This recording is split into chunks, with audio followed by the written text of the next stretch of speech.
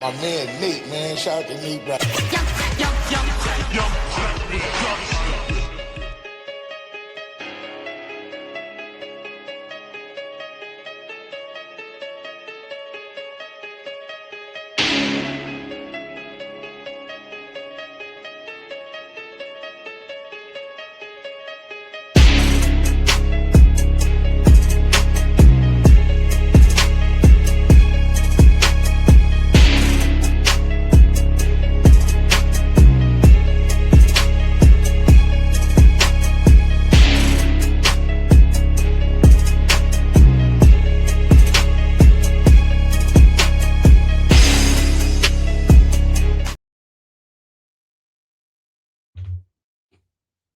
What up? What up? What up?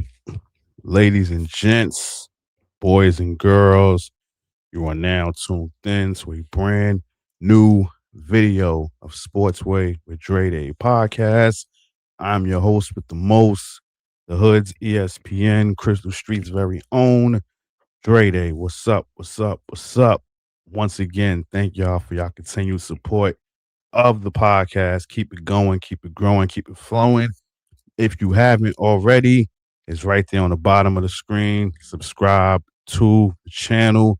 Also, hit that notification bell so that way, once a video is uploaded, you will get a notification letting you know that I dropped a new video. Like the video, share the video, leave a comment, tell a friend to tell a friend, all that good stuff. This video here, the Glazer has struck again. And I ain't talking about me. The Glazer has struck again, and that would be Jason Whitlock, the king of Glazers when it comes to Caitlin Clark. Now, obviously, we know she made her return over the weekend after missing damn near all of last season, right? She played 13 games last season. She makes her return this past weekend. They lose to the Dallas Wings. He has a okay game. It wasn't a great game. It was a decent game, statistic wise. But what I'm going to pack in this video, I'm using Jason Whitlock's word. What I'm going to pack in this video just proves that once again, another glaze of Caitlin Clark continues to blame the wrong source for what's going on with Caitlin Clark. So Jason Whitlock, once again, he now has a new target that he wants to blame for what's going on with Caitlin Clark.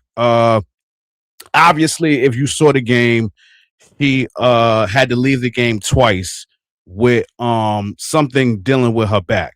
They went and got like a blue pad. They sat it on a chair, and she was sitting down with that. Then she sat on the bench, and she had something on your waist. She had something on her waist. He thought it was something dealing with her back. It was a heating pad. That's what it was. It was a heating pad. He made it seem like it was something else dealing with her back issue or whatever. Me personally, I didn't even know she had a back pain. I didn't even know she had a back issue. What she had was a groin injury last year. So I don't know where this back injury came from, where this mystery back injury comes from.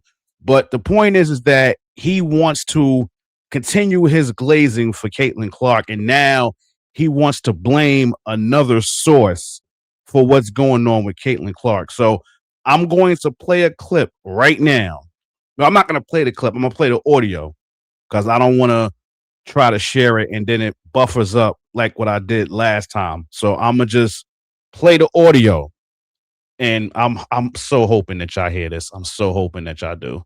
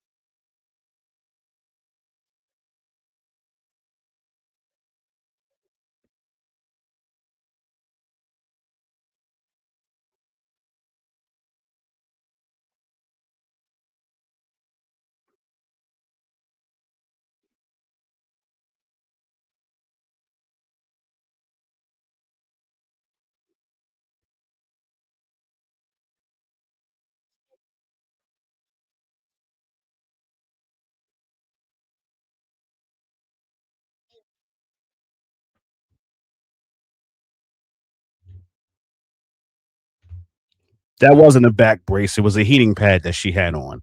So I don't even know why he would say that. But now he wants to blame the lesbians in the WNBA for what's going on with Caitlin Clark. Um, my whole thing is this. This is an individual who is homophobe. So let's just call it what it is. He's very homophobe. He likes to claim he's a Christian, but the way he hates on people is not very Christian like. But obviously, he's very, very homophobe, right? So now he wants to blame the lesbians in the WNBA for what's going on with Caitlin Clark. So I take it he now has an issue with Dejanay Carrington, because if you remember her debut in the WNBA, which was 2024, Dejanay Carrington put the clamps on Caitlin Clark in her first WNBA game, which was in 2024 against the Connecticut Sun. She couldn't do anything past half court because Caitlin Clark was being locked in chains under the tutelage of Dejanay Carrington. So now we fast forward to this past weekend where Paige Beckers got the up on Caitlin Clark, because again, if you ask me, and there's plenty of people out there that will agree with me, Paige Beckers is better than Caitlin Clark. Now, obviously, the media heads, the corporate media outlets, ESPN, Fox Sports, the Associated Press, all of these higher ups, they have this fixation with Caitlin Clark. Is she the cash cow of the WNBA? Yes, we don't take that away from her. Has she helped bring awareness to the WNBA? Yes, she has. We're not taking that away from her. What we are going to take away from her is this glazing that y'all constantly keep doing for her as it pertains to her being the best player in the league, or the GOAT that her toxic stands keep illustrating. But the thing is that y'all constantly keep glossing over the main issue. Y'all want to blame everybody else. And this is Jason Whitlock too. Y'all all want to blame everybody else for her flaws. And it's clearly y'all see it, but y'all don't want to say it. But I'm going to say it for you. I mean, I've said it a few times already, but I'm going to make it even crystal clear this time. The reason why Caitlin Clark has not been successful in the WNBA is not because of the lesbians. It's not because of a mystery back injury. Granted, she had a groin injury last year. She sat out all last year with it, right? She makes her return this year, first game of the season. And what did she do? She shot abysmal from the field. She didn't get her first three-pointer until the third quarter. She made 2 3-pointers, and those were the only 2-pointers. She made 2 3-pointers, and those were the only 2 that she had throughout the whole game. But yet, y'all constantly want to, if you want to build the perfect NBA player, when people ask that question and they get to the 3-point shooting, they always mention Caitlin Clark. Why would you want Caitlin Clark to be your 3-point shooter if you're gonna make a perfect WNBA player when she's shooting horrible from the 3-point line? Last season, she shot below 30% from the 3-point line. That's somebody that you want to build as your perfect WNBA player that shoots 3-pointers? Them logo threes that y'all constantly love. She's not making them. Caitlin Clark, let's just call it what it is. At this point, she's average. She's average. Miss me with the 18 to 20-point games. Miss me with the 8 rebounds, 6 to 8 rebounds. Miss me with the 6 to 8 assists a game. Her efficiency has been her downfall. Her field goal percentage has been horrible. Everything about her game is not what it's not what it's made out to be. It's not. I hate to be the bearer of bad news, but she's average. And the reason she's average is, listen, the jig is up. The jig is up. Caitlin Clark stands, the jig is up. Jason Whitlock, the jig is up. Okay? The report is out on her, even though we already knew it already. If you go back and you watch that game this past weekend against the Wings, they exposed the hell out of Caitlin Clark. Do y'all know that about close to 30 points the Wings scored is a testament to Caitlin Clark's lack of defense? That's right. That means whenever Isaiah James, Arike, Odyssey Sims, I'm going to just say those three, because she didn't want no smoke with Paige Beckers. Like, she didn't even want to guard Paige, but Paige guarded her. Those three names I mentioned, all three of them had a total of 32 points when Caitlin Clark was defending them. See, they always talk about that offense, but her lack of defense has been her downfall. Her not being able to function with a pick and roll has been her flaw. Her history of flopping has been her flaw. And then had the nerve to basically talk smack to Isaiah James because she flopped. When you're the queen of flopping. This is the same girl that poked herself in the eye in the preseason game against Nigeria, and then she's looking at the ref complaining, talking about she got fouled, when it's clear as day that it was your hair that poked you in the eye. The defender that was guarding you had their hands down the whole time, but got the nerve to want to call somebody a flopper. Listen, the jig is up. I hate to be the bearer of bad news, but the jig is up. The hype that y'all had for this girl, and when I say y'all, I'm talking about ESPN, I'm talking about Fox Sports, I'm talking about Associated Press, because y'all are so quick to put this girl in these lists, and y'all be having her so high when obviously it's based on hype, because it's not about skill. It's not about skill. I made a video months ago where I said it was a plethora of guards in the WNBA that was better than her. Are they more marketable than her? No, but that's not what I care about. I care about, can you play ball? Do you got game? When you step on that hardwood, can I trust you to do the damn thing? And there's plenty of guards that can do that much better than Caitlin Clark.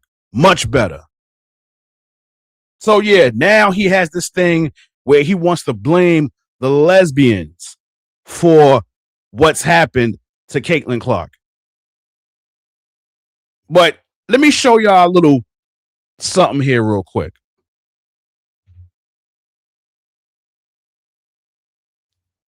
This is what Caitlin Clark has been shooting 3-point wise for the last 8 games. Now, obviously, I think 6 of them dated back to last year. That 1 for 7, I think they're counting that preseason game a few weeks ago against the Liberty. And then now the 2 for 9 on Saturday against the Wings. So not only has her 3-point shooting been abysmal, her IQ ain't that smart either. Because I'm going to show y'all something real quick where Caitlin Clark, once again, wants to play hero. The second to last possession that the Indiana Fever had against the Dallas Wings. I want y'all to look at this real quick.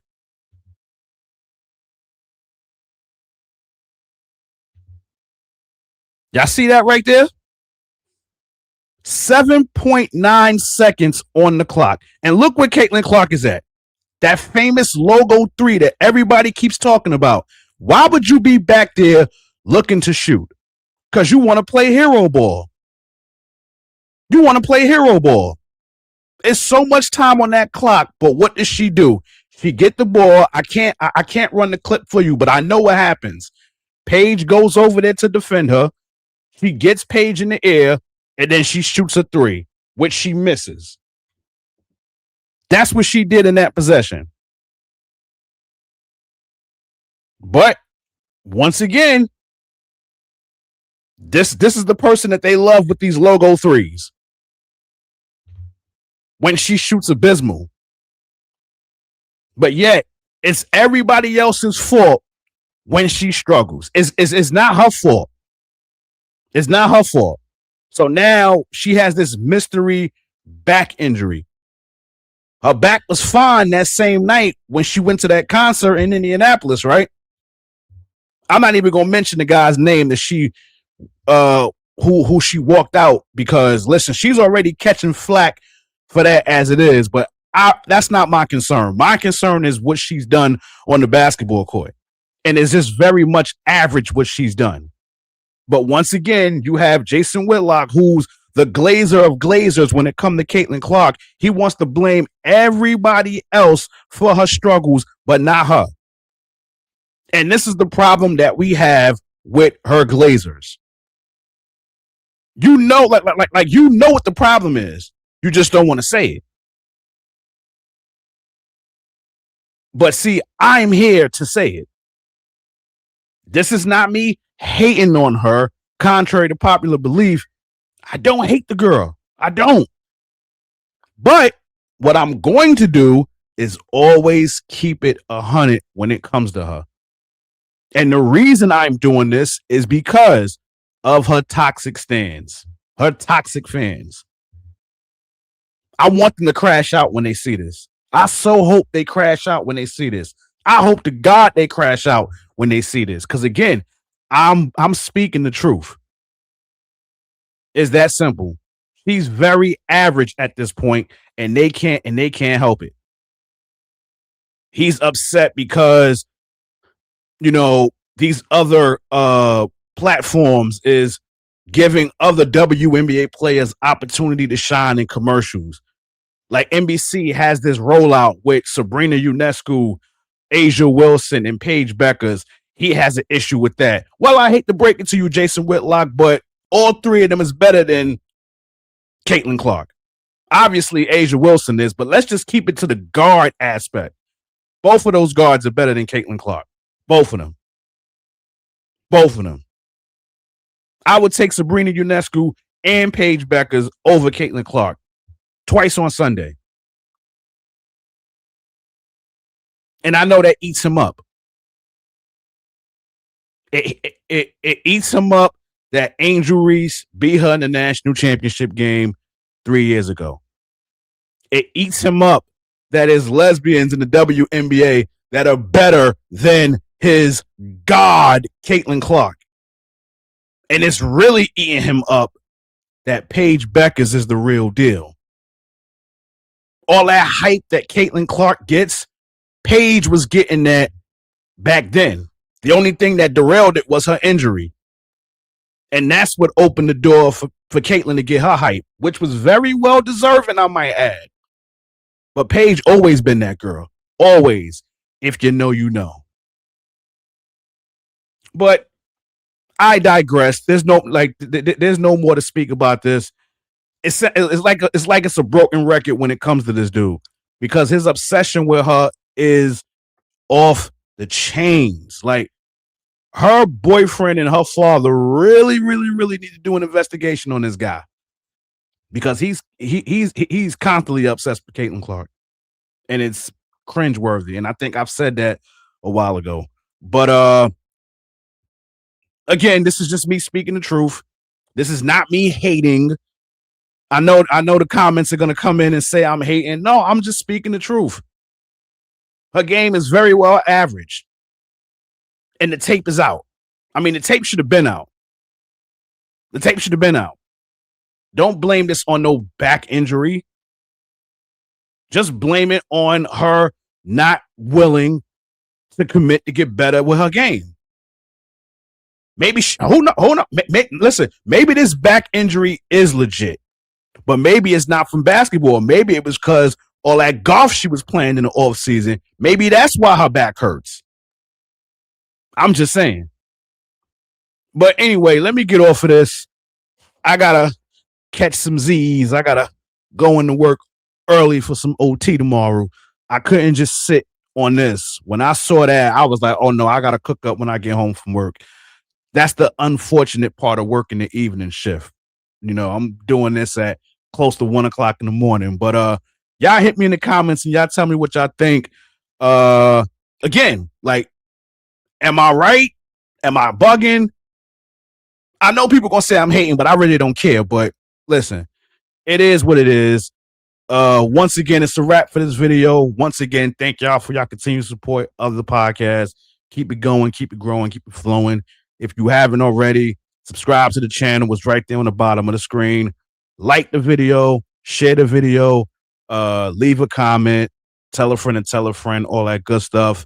In closing, y'all know how this goes. This has been another video of Sportswear with Dre Day podcast. I really want to show y'all more of that, but I think it was like 11 minutes. And I ain't want to, skip through it and had the ads pop up or whatever. But it was like an 11-minute tirade that he made. That was just ridiculous. Just ridiculous. But it is what it is. Again, thank y'all for y'all support. Keep it going, keep it growing, keep it flowing. Catch y'all on the flip side. God bless. Peace and love. Your boy is out of here.